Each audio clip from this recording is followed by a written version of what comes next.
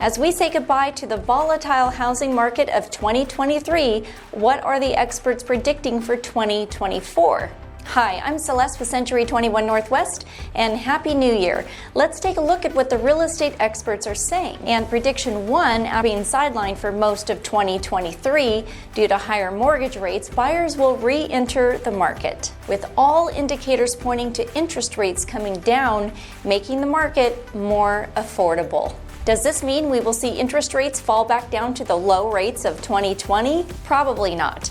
But what we will most likely not see is the high 8% rates we saw last year. Experts are also predicting we will see more inventory in 2024, mainly due to sellers having to sell and not hold off any longer, waiting for things to change. This will create more listings on the market for buyers and create more demand.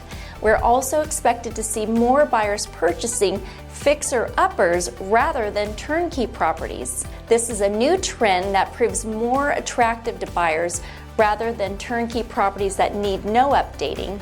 Of course, these are all predictions and not for certain.